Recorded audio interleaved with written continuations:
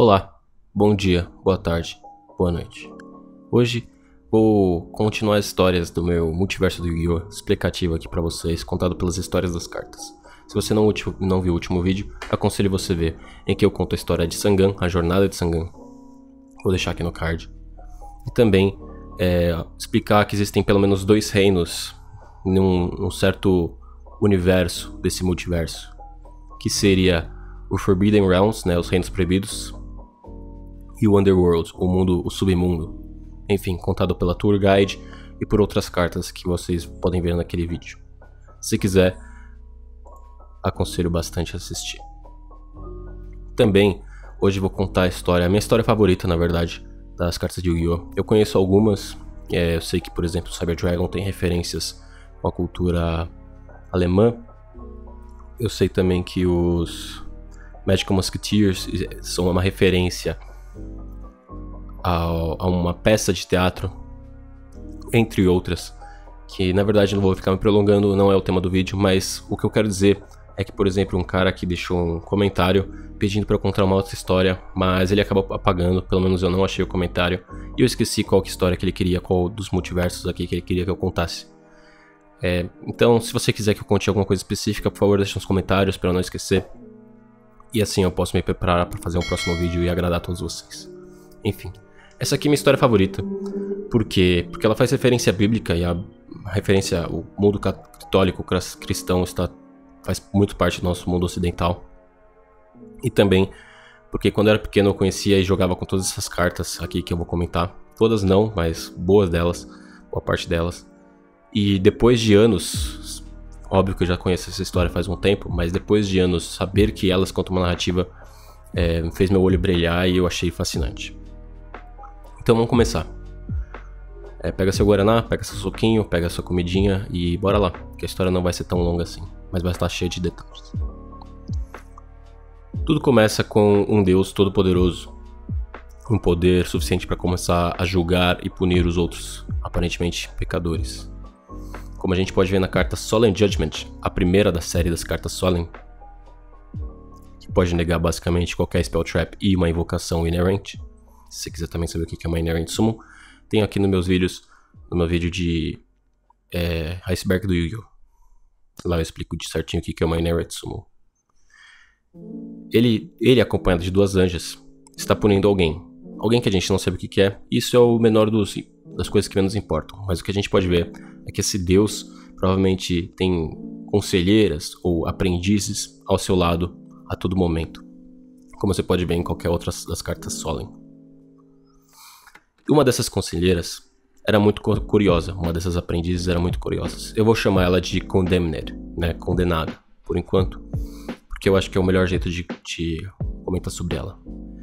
Ela acaba se interessando por artefatos poderosos e aparentemente proibidos, como a gente pode ver na carta Forbidden Lens, que é uma Quick Spell, a Forbidden Dress, uma outra Quick Spell, a Forbidden Chalice, que é uma outra Quick Spell, e a Forbidden Sculpture, que é uma outra Quick Spell.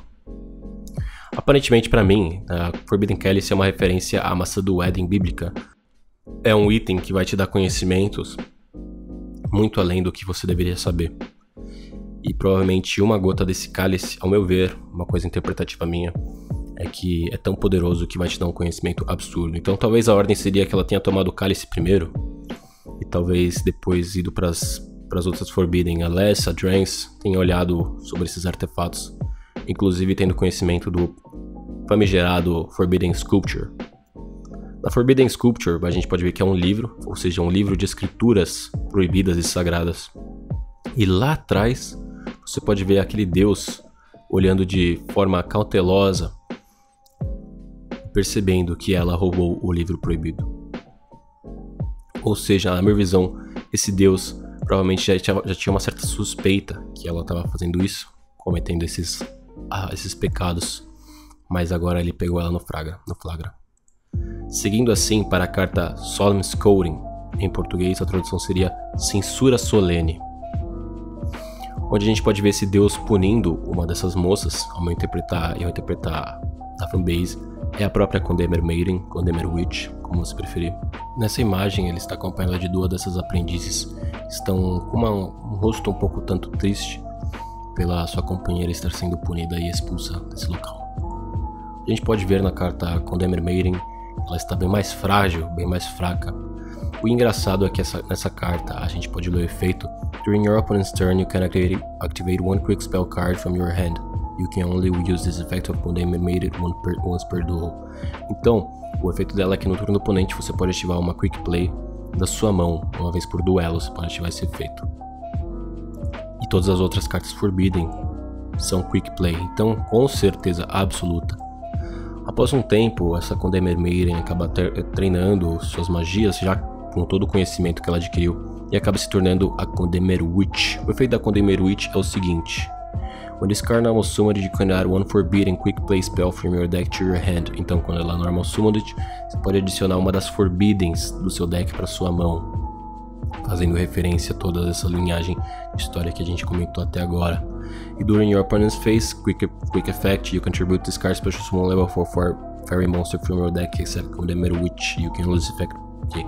E no turno do oponente, você pode tributar ela para invocar um outro fairy nível 4 ou menos. É um efeito muito poderoso, realmente muito poderoso.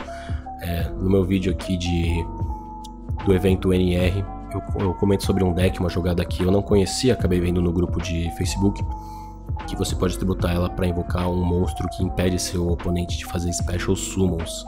Então é um efeito realmente bem interessante, bem poderoso.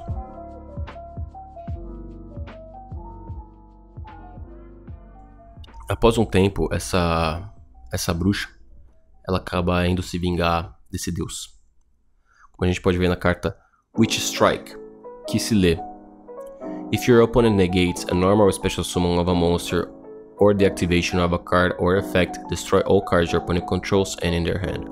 Ou seja, se seu oponente negar o efeito de um normal ou quer dizer, negar um summon normal ou um special, ou negar o efeito seu, ou uma ativação de uma carta, você pode destruir todas as cartas que ele controla e na mão. É uma counter direta a todas as Solemn cards, a Solemn Strike, Solemn Scolding e Solemn Judgment. Então a gente pode ver que realmente não só na lore é uma carta que se refere a toda essa história, o próprio efeito dela é como se fosse uma historinha contada pelo próprio efeito da carta, o que eu acho muito interessante, muito inteligente, feito pela Konami.